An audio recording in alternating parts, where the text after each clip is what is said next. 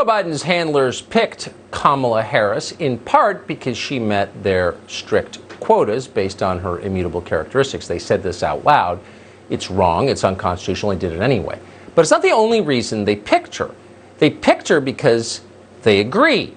Both she and Joe Biden have seen BLM for what it is, a way to get elected and a convenient way for the Democratic Party and its donor class to evade scrutiny while they're doing it. Both Biden and Harris have embraced the Democratic Party's new pro-criminal agenda. They're not even hiding that.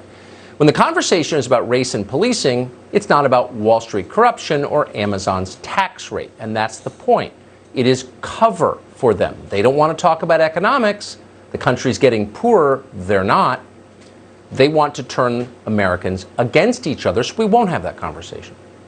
You remember that back in June, when riots inspired by the death of George Floyd were destroying America's cities, particularly its low-income communities, Kamala Harris was working to help the instigators, the criminals, get out of jail. She tweeted this, quote, "If you're able to, chip in now to the Minnesota Freedom Fund to help post bail for those protesting on the ground in Minnesota." The Minnesota Freedom Fund, what's that?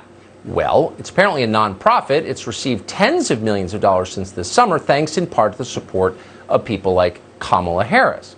It's the same group, by the way, that Joe Biden's staffers have given money to and done so openly. They bragged about it on Twitter.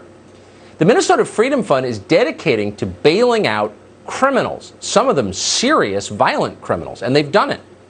According to a report by Fox 5, among the Minnesota Freedom Fund's satisfied customers are Darnica Floyd, who was charged with second-degree murder after allegedly stabbing someone to death. Also, Christopher Boswell.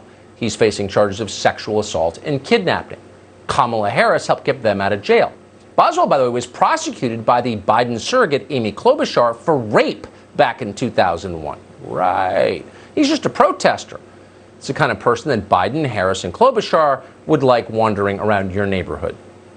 So it's not enough for Democrats just to bail out criminals. They also have to prevent you from doing anything to protect your family. So the ACLU, which has a long and in some ways noble history of this country, has transmogrified into merely a thuggish arm of the Democratic Party. Now the ACLU is trying to eliminate the Department of Homeland Security entirely. This week, ACLU called DHS, quote, "a loaded weapon that sits on the proverbial coffee table in the Oval Office."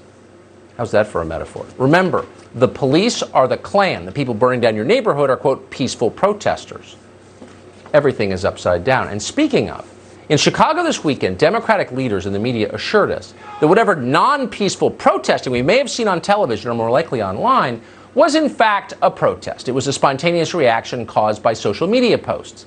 Heard that before? Yeah, you remember when our consulate in Libya was set on fire and Americans were murdered. And Susan Rice told us it was all in response to a video. That was a lie. This is a lie, too.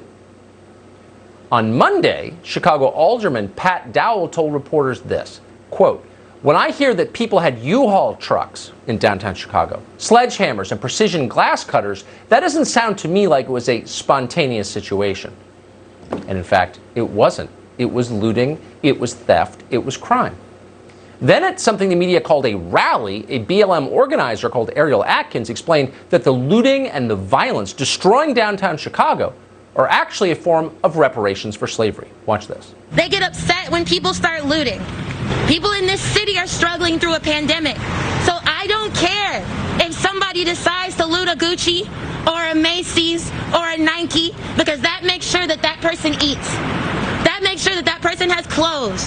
That makes sure that that person can make some kind of money because this city obviously doesn't care about them.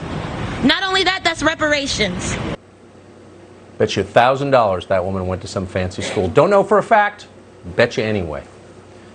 Reparations? No. Crime. Stealing. You've seen stealing at these events since the very first day.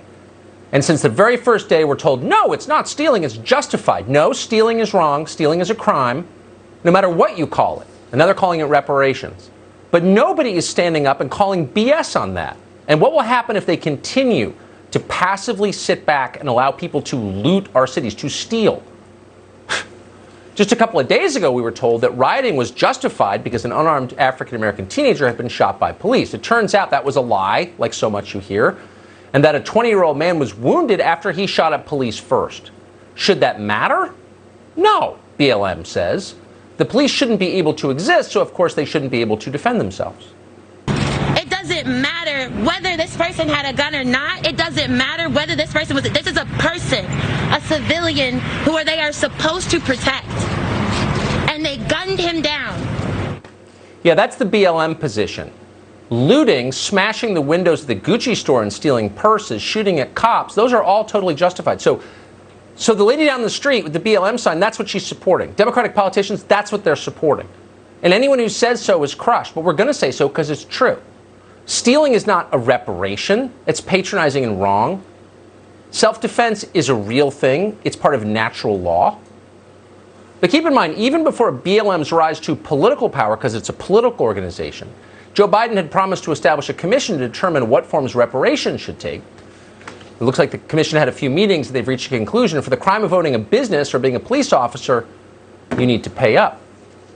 Well, the vandals are brazen. Why? Because they're allowed to be. Because our politicians are shameless cowards. Mostly Democrats, but not all. You'll remember that Mitt Romney marched and showed his support. What does Mitt Romney think of the looting of downtown Chicago? Is Mitt Romney for theft, for crime? Most people aren't. Most Democrats aren't.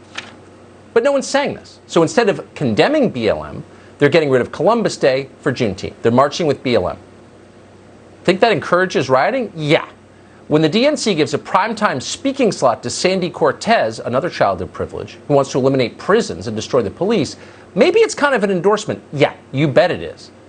A reporter tried to explain all of this to the mayor of Chicago, Lori Lightfoot, this weekend, and she didn't take it well. Don't take it from me. Just go by what's been done. I'm just asking I don't want to do you, your is that job what for you're you, but just go by what's been done. There were no consequences for the people arrested. Greg, let's be clear. I mean, and don't bait us, okay? No, I was asked to ask this Do not bait us. Do not bait us. I'm not trying to bait you, Mayor. I'm just asking you a question that seems Ask to and address. answer. You have another question? Yeah, don't bait us. Shut up and obey. Don't ask questions. It's not your right. That's the position of Lori Lightfoot. They don't have to answer questions about their own culpability in the destruction of one of America's great cities, Chicago. The question is, we're all assuming that if Joe Biden gets elected, this will stop, because clearly these are militia being used by the Democratic Party to win an election. But will it stop if Biden is elected? Will Biden be able to stop it even if he tries?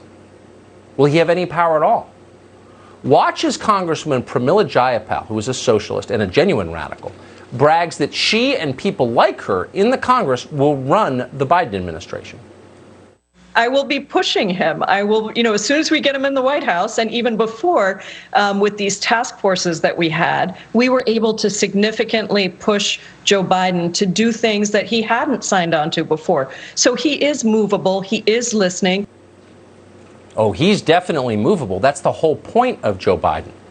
But the country is not movable. It's not just an idea, it's a physical place. 330 million people live here and have lived here happily for the most part for centuries.